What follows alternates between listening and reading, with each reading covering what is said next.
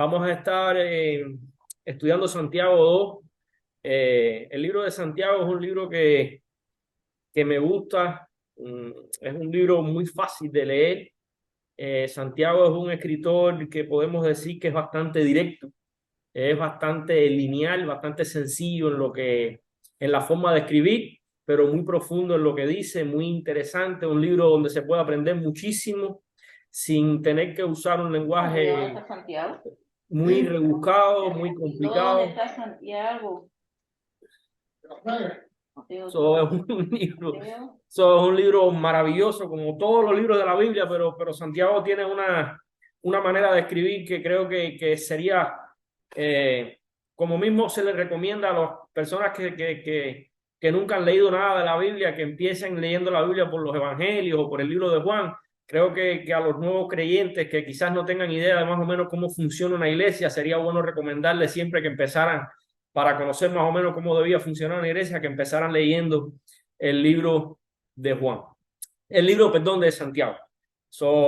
Vamos a comenzar con una palabra de oración un momento. Gracias, Señor, por este tiempo. Gracias por tu maravillosa palabra, Señor. Gracias por tu guía, Señor, que nos dejaste, Señor, para que nosotros pudiésemos andar lo más cercano posible a tus pasos, Señor. Gracias por tantas personas que se reúnen, Señor, con el deseo en su corazón de aprender, Señor, de tu palabra. Bendice a cada uno de los que estamos aquí hoy y también a aquellos que no pudieron conectarse, Señor. Gracias por este tiempo y gracias por la posibilidad de estudiar, de aprender y de leer tu palabra, Señor. Bendícenos y úsame a mí, Señor, como un canal de bendición para llevar el mensaje que tú quieres que tu pueblo escuche, Señor. Gracias por todo y te pedimos que nos ayudes en el nombre precioso de Cristo Jesús. Amén y amén. Santiago 2 comienza, eh, el versículo 1 dice: hermanos míos, que vuestra fe en nuestro glorioso Señor Jesucristo sea sin acepción de personas. La fe que tenemos es la fe en nuestro Señor Jesucristo, que nunca debe ser asociada con la acepción de personas. Acepción de personas podríamos traducirlo, darle como discriminación, o sea, no separar a nadie, no discriminar a nadie, no restarle valor a nadie. Creo que por ahí viene el término que usa Santiago. El mismo glorioso Señor nos mostró, no mostró parcialidad de ningún tipo y siempre me gusta, y más cuando estamos comenzando, o sea, la Biblia es una desde Génesis hasta Apocalipsis.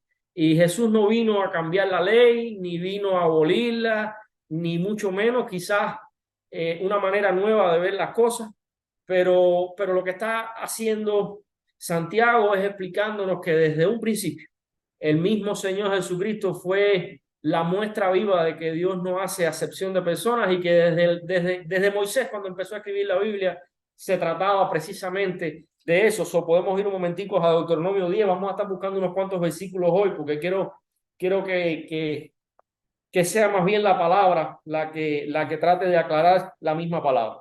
Dice Deuteronomio capítulo 10, versículo 17: porque Jehová nuestro Dios es Dios de dioses y Señor de señores, Dios grande, poderoso y temible, que no hace acepción de personas. Y podemos buscar entonces en Hechos 10:34 y vamos a ver que es parte de la misma línea de pensamiento, de la misma línea. En Hechos 10, el versículo 34 dice: entonces Pedro, o sea, otro de los apóstoles hablando, entonces Pedro, abriendo la boca, dijo: en verdad comprendo que Dios no hace acepción de personas. Así que tampoco los que han puesto su confianza en Jesucristo, que en este caso somos nosotros ahora que estamos reunidos aquí, tampoco debemos hacer acepción de personas. Debemos recordar bien que Santiago escribió este libro eh, en una forma muy especial, en un tiempo muy especial, podríamos decir, lleno de parcialidad, de prejuicio, basado en clases, etnias, nacionalidad, trasfondo religioso. El mundo antiguo, o al menos el mundo de aquella época, eh, se caracterizaba, por decirlo de alguna manera, en la división, o sea, judíos o gentiles, esclavo o libre, rico o pobre, griego o bárbaros, había una especie de división muy marcada y creo que probablemente Santiago lo que está haciendo es siguiendo las normas del maestro de tratar de hacer de los dos pueblos uno. O sea, de la división, tratar de eliminarla y hacer un solo pueblo, la razón por la cual, por cualquiera que sea, o sea, por etnia o por estatus económico o ciudadanía, no importa, un solo pueblo para Cristo. Un aspecto significativo de la obra de Jesús era romper precisamente esas murallas que dividían la humanidad y traer adelante una raza humana, podríamos decir, reunificada en él mismo. Lo podemos ver en Efesios capítulo 2, versículos 14 y 15, que dice, porque Él es nuestra paz, que de ambos pueblos hizo uno, derribando la pared intermedia de separación, aboliendo en su carne las enemistades, la ley de los mandamientos expresados en ordenanzas para crear en sí mismo de los dos un nuevo hombre haciendo la paz. O sea que Santiago lo que está tratando es de enseñarle a la iglesia lo que Jesucristo probablemente le enseñó a él a través de su tiempo en la tierra. La única, la unidad y la apertura de una iglesia primitiva era asombroso probablemente en un mundo antiguo, pero esa unidad, a pesar de haber sido proclamada por el Señor Jesucristo, no llegó automáticamente. Como mismo muestra aquí Santiago en su libro, los apóstoles les tocó la misión o la tarea de enseñar a la iglesia primitiva que la fe en nuestro glorioso Señor Jesucristo, sin acepción de personas. O sea, fue la tarea probablemente de los apóstoles el tratar de llevar lo que Jesús le había enseñado a ellos, llevarlo a las nuevas iglesias que comenzaban. Dice Santiago 2, del 2 al 4, porque si en vuestra congregación entra un hombre con anillo de oro y con ropa espléndida, y también entra un pobre con vestido andrajoso, y miráis con agrado al que trae ropa espléndida, y decís, siéntate tú aquí en buen lugar, y decís al pobre, estate tú allí en pie, o siéntate aquí debajo de mi estrado, no hacéis distinción entre vosotros mismos y venís a ser jueces con malos pensamientos. Quiero que subrayen o marquen o escriban en un papelito ahí la palabra jueces, que al final vamos a estar tocando un poquito más profundo esto de jueces. Porque si en vuestra congregación entra, y así es como comienza el versículo 2, la palabra antigua griega de asamblea es literalmente sinagoga, el lugar de reunión de los judíos. El hecho de que Santiago llame el lugar de reunión de los cristianos sinagoga muestra que él escribió esto antes que los gentiles fueran abiertamente recibidos en la iglesia. Como les digo, estamos viendo los inicios de la iglesia y Santiago está esparciendo la doctrina que Cristo le enseñó. Probablemente todavía habían grandes problemas entre gentiles y judíos, y como mismo entre gentiles y judíos, entre pobres y ricos, entre griegos y otras nacionalidades, habían grandes divisiones en la época. El tiempo en que Santiago escribe esta carta, la mayoría de los cristianos venían de linaje judío, o sea, la mayoría de los nuevos cristianos eran de alguna forma de linaje judío, que era donde había salido Jesús, y este es el único lugar en el Nuevo Testamento donde la palabra asamblea, donde la asamblea de los cristianos es claramente llamado como una sinagoga. Un hombre con anillo de oro. Esto muestra que el hombre era rico. O sea, en esta explicación o esta imagen que nos está pintando con palabras aquí el apóstol Santiago, nos está mostrando, con decirnos de un hombre con anillo, lo que nos está mostrando es un hombre rico, un hombre con influencia, un hombre con poder. En la sociedad romana, los ricos usaban el anillo en la mano izquierda y lo usaban con gran liberalidad, podríamos decirlo. Era una marca de riqueza. Los anillos se utilizaban con ostentación, e incluso, como dato curioso, habían tiendas o lugares en los cuales los anillos podían ser rentados para ocasiones especiales. ¿No hacéis distinción vosotros mismos y venir a ser jueces con malos pensamientos? O sea, si atendemos mejor a este hombre que entró con su anillo de oro que al pobre que viene vestido con andrajos, no estamos haciendo nosotros distinción, y eso no nos pone a nosotros en lugar de jueces. El favorecer al hombre rico por encima del hombre pobre es la forma que describe Santiago, una muestra de profunda carnalidad cristiana. Muestra que nos importa más la apariencia externa que el corazón. Pues el Señor no ve lo que ve el hombre. Pues el hombre ve la apariencia exterior, pero el Señor ve el corazón. ¿Verdad que sí? Lo dice Samuel en su libro, creo que capítulo 16, versículo 7 por allá.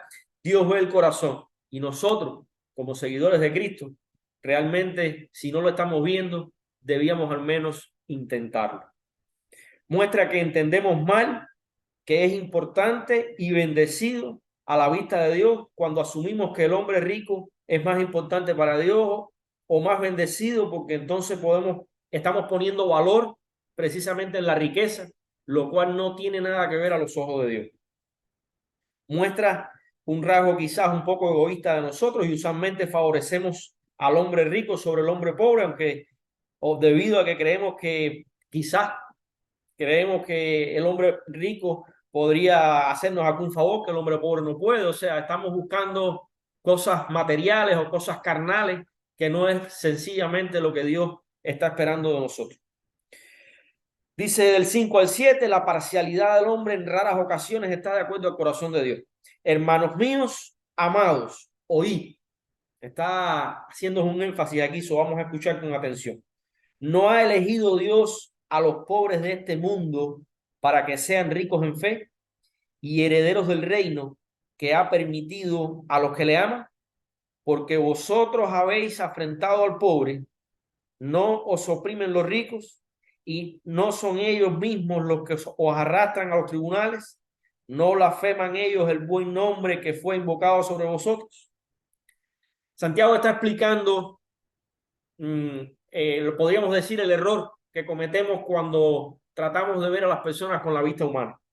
¿No ha elegido Dios a los pobres de este mundo para que sean ricos en fe y herederos del reino? Una pregunta. A pesar de que es fácil para el hombre ser parcial y beneficiar quizás, digamos, con nuestra actitud a los ricos, Dios no es parcial en este caso, para nada. De hecho, las riquezas quizás son un obstáculo para el reino de Dios. Dice Mateo 19:24. Dice Mateo 19:24, otra vez os digo, son palabras de Jesucristo.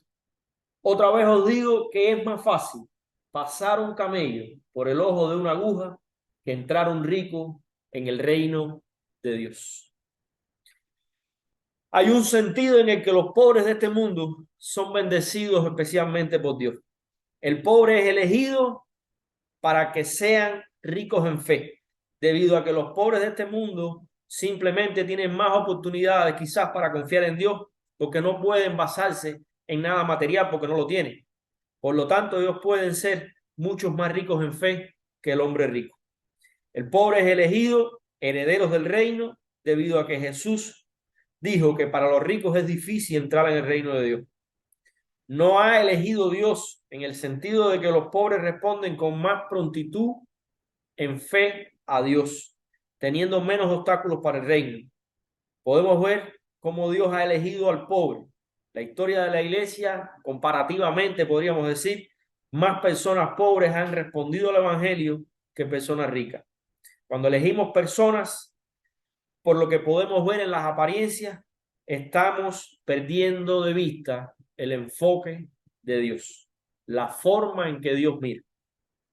Por supuesto que Dios no solamente ha elegido a los pobres, no estamos diciendo con esto para nada que quizás sea malo ser rico, que quizás no, o debamos desechar a los ricos y no llevarles el evangelio a ellos, para nada. Lo que estamos hablando es de no hacer distinción. Podríamos decir que ha elegido, por decirlo de alguna manera, quizás a los pobres primero, en el sentido en el que Pablo nos habla en Corintios 1, 26 al 29, quizás podríamos ir algo por esa vía. Vamos a leerlo un momentico, Primera de Corintios 1, 26 al 29. Dice, pues mirad, hermanos, vuestra vocación, porque no sois muchos sabios según la carne, o sea, no son muchos quizás estudiados, ni muchos poderosos, ni muchos nobles, sino pues que lo necio del mundo escogió Dios para avergonzar a los sabios, y lo débil del mundo escogió Dios para avergonzar a los fuertes. Y lo vil del mundo y lo menospreciado escogió Dios, y no lo que es para deshacer, y lo que no es para deshacer lo que es, a fin de que nadie se jacte de su presencia. Y es que cuando miramos y vemos quizás a alguien un poco mejor vestido, con mejor posición, lo que estamos viendo es precisamente eso, solo la presencia. Dios está más enfocado en el corazón. No os oprimen los ricos, no son ellos mismos los que los arrastran a los tribunales. Santiago le recuerda a sus lectores en este caso que los ricos son muy a menudo los que pecan contra ellos. Y muchas veces debido a que el amor al dinero es la raíz de todos los males, como dice Primera de Timoteo 6:10. Y por esta única razón es que los ricos no son dignos de parcialidad, en repetidas ocasiones se le muestra. Quizás en los días de hoy, o en los días de nosotros, quizás cuando oímos hablar de la palabra ricos, como que no nos resultan como los enemigos que estaba viendo quizás Santiago en aquel tiempo. Y es que probablemente hoy en día lo que Santiago veía como los ricos que se acercaban a Dios es quizás, y no quiero que nadie se vaya a poner bravo, pero a lo mejor los ricos de hoy en día están un poco camuflados como políticos, quizás podríamos decir. Hay tantos políticos tratando de implementar leyes en contra de la iglesia. Hay tanta gente en el gobierno quizás tratando de impedir que se abran nuevas iglesias, leyes para que esto no pase, intentos de cobrarle impuestos a los lugares cristianos o religiosos. Quizás de cierta forma estos ricos hoy están un poco disfrazados detrás de otros nombres, pero probablemente son estas mismas personas de las que Santiago se estaba refiriendo. Dice del 8 al 9, si en verdad cumplís la ley real conforme a la escritura, amarás a tu prójimo como a ti mismo.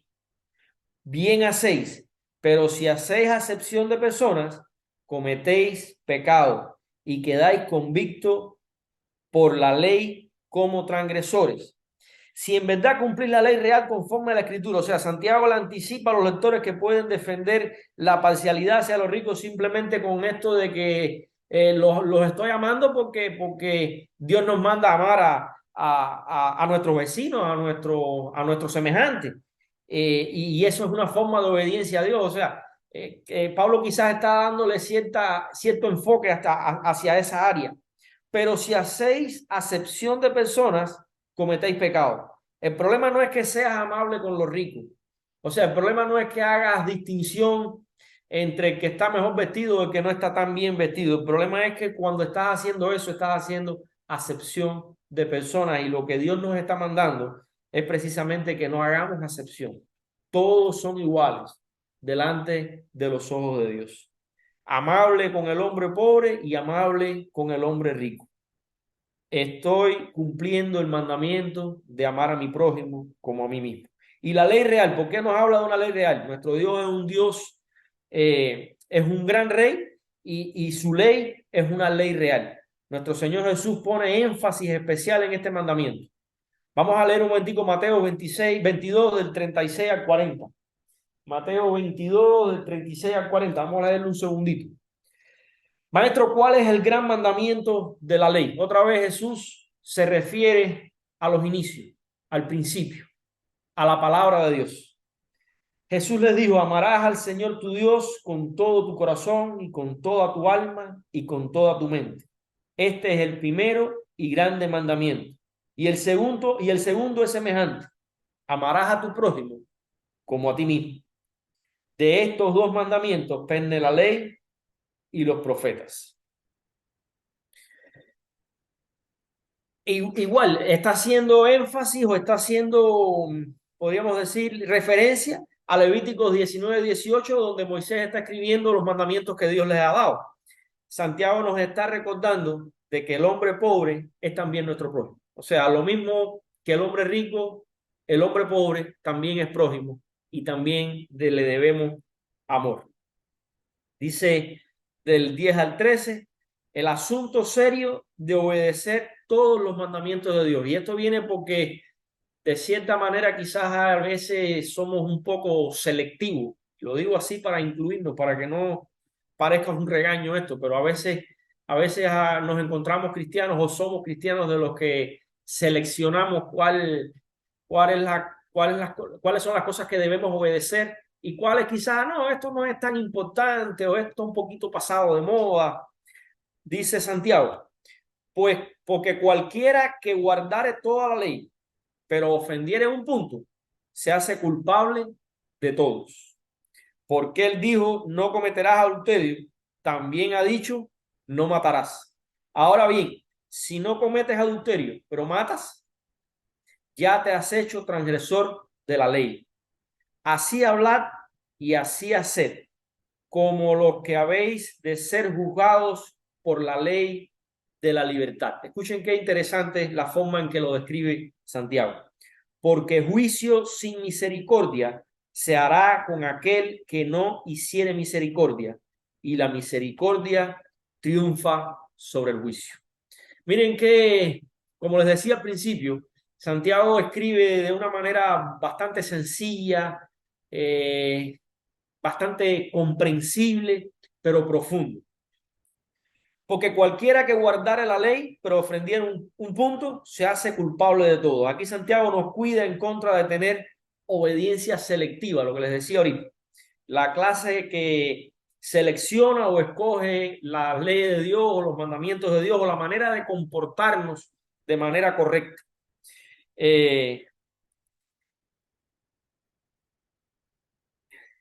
Porque es que todos los mandamientos deben ser obedecidos y toda la ley o toda la forma de comportarnos sin importar ninguna de las partes. No podemos decir me gusta el mandamiento de Dios en contra de matar, así que ese lo guardaré, pero el mandamiento que está en contra del adulterio, ese no es tan importante, así que ese le podemos pasar por arriba, ese no, a Dios le interesa quizás toda la ley, todo nuestro comportamiento. Todo lo que hacemos, lo hacemos para Cristo. Así hablad y así haced, como los que habéis, escuchen esto, escuchen qué interesante, como los que habéis de ser juzgados por la ley de la libertad. Estamos bajo la ley de la libertad. Tiene libertad, pero aún así hay ley que debe ser obedecida, de la cual seremos juzgados en el tribunal de Cristo. Vayamos un segundito, porque hay veces que no sé si por el tiempo, por la época que se vive, nos pasamos por alto ciertos detalles que creo que son muy importantes en la vida cristiana. Vayamos un momentico a 2 Corintios 5:10. 2 Corintios 5:10. Por acá está.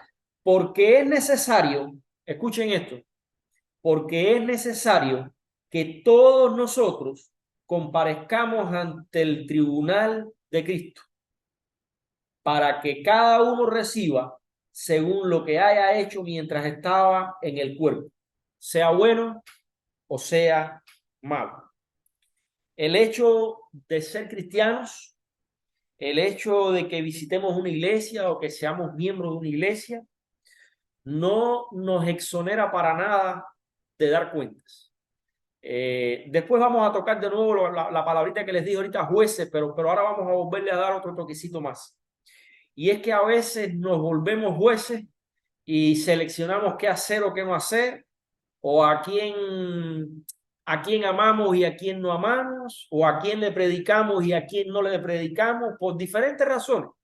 Pero lo que estamos haciendo es quizás obviando quién es Cristo y quiénes somos nosotros.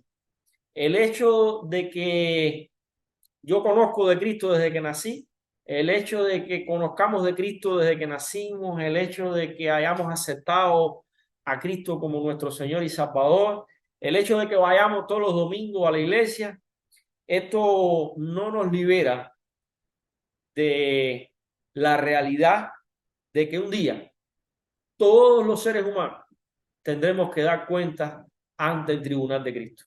Que tenemos privilegio porque Cristo quizás en el caso de los cristianos va a ser de abogado defensor y no de fiscal, sí, pero tendremos que dar cuenta por lo que hacemos. Y el obedecer la palabra de Dios no tiene pedacitos de la Biblia que podemos hacer y pedacitos que no. La Biblia es el mismo libro, es la misma palabra de Dios desde primera de Génesis hasta el capítulo final de Apocalipsis. Y Dios lo que espera de nosotros y Jesús lo que espera de nosotros es que tratamos de aprenderla, de caminar en su paso, de acercarnos lo más posible mientras estemos en esta tierra a la estatura del varón perfecto. ¿Que no lo vamos a lograr? No. Dios terminará su obra en su tiempo y en su momento. Nos quedamos por el 5:10. Porque juicio sin misericordia se hará con aquel que no hiciere misericordia. Porque aquellos que han de ser juzgados por la ley de la libertad, debemos siempre mostrar misericordia a los demás, refrenando la acepción, la parcialidad o la discriminación, como ustedes quieran llamar. La misericordia que nosotros mostramos será extendida a nosotros de nuevo en el día de juicio, y la misericordia triunfa sobre el juicio. Yo creo que las palabras de Santiago son bastante claras. O sea, el hecho de que seamos misericordiosos con el que quizás no conoce la palabra, con el que quizás entró un día a la iglesia mal vestido o vestido inapropiado, o razón por la que sea que hagamos nosotros de juez y digamos, este ni perder tiempo en predicarle la palabra.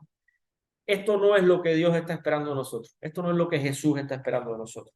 Y creo que Santiago, este capítulo 2, que es el que me ha tocado a mí, tratar de explicarles a ustedes, lo que Santiago nos habla es de dos temas nada más. Hoy vamos a estar hablando de acepción de personas, y en la semana que viene vamos a hablar del otro tema. Son dos temitas nada más, dedicó medio capítulo a este tema y por alguna razón.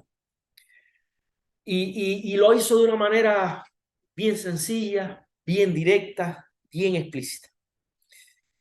Santiago está relatando otro principio de que Jesús nos habló quizás en el Sermón del Monte, porque en el juicio con que juzgáis, porque con el juicio con que juzgáis, seréis juzgados, y con la medida que medís, seréis medidos. Mateo 7:2, ¿verdad que sí? ¿Se acuerdan de ese versículo? Casi todo el mundo conoce ese versículo.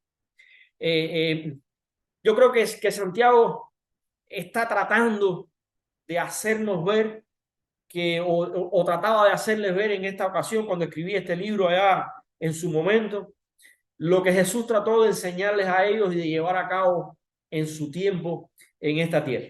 Y yo sé que cuando nos leemos esto, visto, vamos a decir textualmente, quizás hoy no nos vemos, como les decía ahorita, tan amenazados, por decirlo de alguna manera, con esta discriminación entre los ricos y los pobres, mucho menos quizás en la iglesia de nosotros, que más o menos todas las personas somos de una clase social bastante similar. No tenemos grandes políticos en la iglesia ni artistas famosos que sean muy ricos, pero quizás en esta carta hay otras cosas más implícitas. Y si Santiago nos está hablando de esta manera y estamos tratando de profundizar, de aprender un poquito lo que está Santiago tratando de enseñarle a sus discípulos o a los discípulos de aquella época, quizás en los tiempos de nosotros esto trata de ser alguna especie de alerta, porque si hablamos honestamente ahora mismo, vamos a aprovechar. Yo no sé si a ustedes les pasa lo mismo que a mí, pero a mí se me quedó la pantalla, yo no veo casi nadie de arriba. Las pantallitas se me hicieron chiquiticas. Vamos a aprovechar que estamos solos muchos en casa, que quizás no nos estamos viendo la cara, y vamos a reflexionar a corazón abierto. Si hablamos de hacer acepción de personas en cuanto a lo que es estatus económico, quizás nosotros no veamos grandes problemas en en nuestro momento ahora en la iglesia, en nuestro vivir en la iglesia, pero hay otras muchas maneras en las que a veces sí hacemos acepción de personas. Y a veces, quizás entre los hermanos de la iglesia, quizás no por problemas económicos, pero por una palabra un día, por algo que hubo un roce, por cualquier cosita, no voy a saludar a aquel grupito de allá porque ahí está no sé quién y quizás a ese no le gusta saludar, prefiero ni ir a saludar. ¿No será eso una manera de hacer acepción de personas? Y si lo vemos quizás desde otro ángulo, eh, ¿no te has fijado que a veces en conversaciones entre cristianos, entre las personas mismas de la iglesia, pues no te has fijado cómo se viste no sé quién? Eh, ¿No te has fijado que si un hermano tiene muchos tatuajes o si aquel que vino un día a la iglesia de visita, si tenía estaba lleno de tatuajes por un brazo? O quizás vamos a verlo de otro ángulo, no vamos a enfocarnos en la iglesia quizás. Dice que nosotros tenemos que ser luz donde quiera que estemos. O ¿qué hay de estas personas que a veces dicen y nos pasa? A veces nos pasa a nosotros.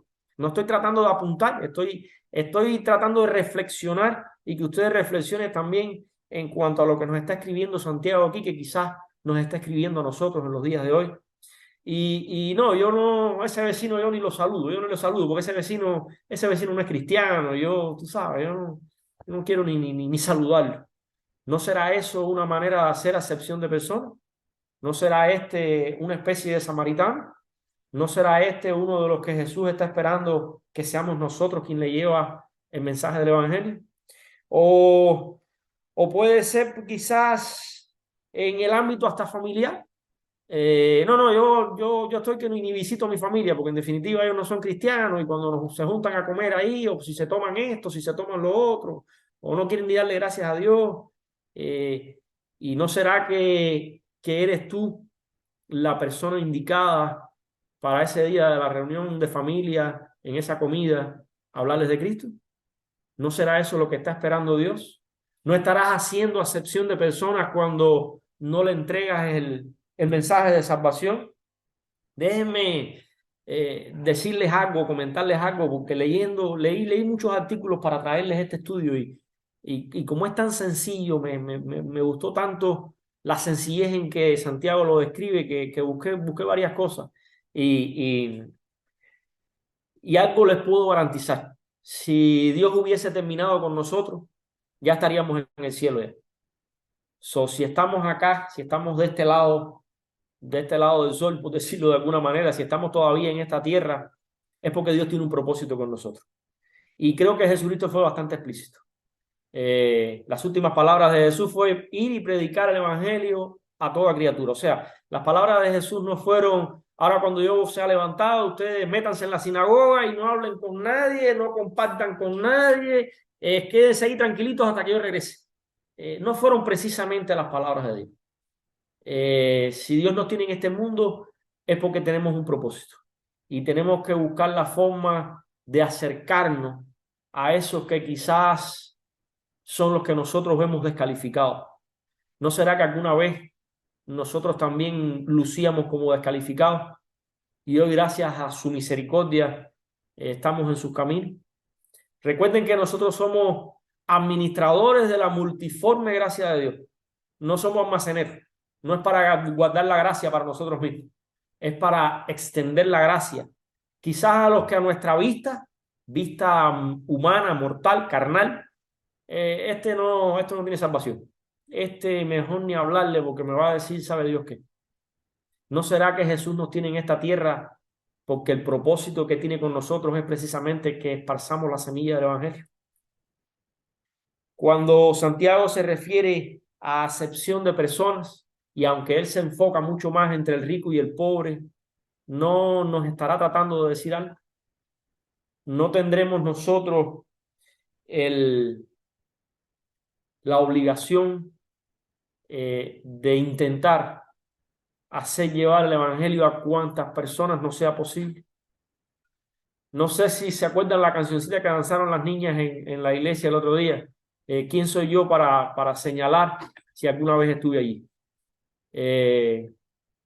No importa de dónde vengas, No importa, hay personas que vienen de pandillas, de las calles, de haber asesinado y aceptan a Cristo, y hay muchos que han llegado hasta ser pastores. Otros sencillamente estuvimos apartados un tiempo de las iglesias hasta que Dios nos tocó, pero en cualquiera que haya sido la situación, estábamos tan perdidos los unos como los otros. O sea, estamos tan descalificados conociendo de Dios y estando lejos de sus caminos como los que están hoy en pandillas, tatuados o alcohólicos o sabe Dios en qué distancia de Cristo. No somos nosotros los jueces. Y por eso les decía que marcaran la palabra juez. Cada vez que hacemos acepción de alguien, por la razón que sea, cada vez que hacemos acepción de una persona, lo que estamos haciendo es tomando el lugar de juez. Y déjenme decirles, yo me he leído la Biblia completa una sola vez, pero por pedazos he leído por muchos años la Biblia. No he visto una sola ocasión en la que Dios nos haya nombrado jueces. Nosotros un día seremos juzgados como leíamos ahorita. Y quizás lo que Dios está buscando de nosotros es que nos salgamos quizás del área esa de confort, que nos olvidemos de juzgar, que nos olvidemos de hacer acepción de personas y alcancemos a cuantos nos sea posible.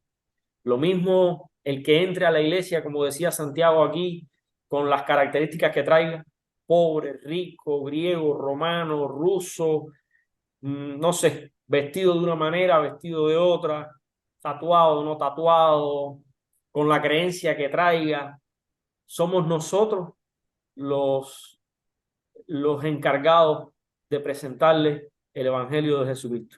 Esa es nuestra misión. Si Dios tuviese la misión nuestra terminada, probablemente nos habría llevado ya. Nada, la semana que viene vamos a tocar lo que queda del capítulo, que es otro tema. Como les decía, este libro son 2 temas fundamentales y la semana que viene tocamos el próximo tema, si Dios quiere. Pastor.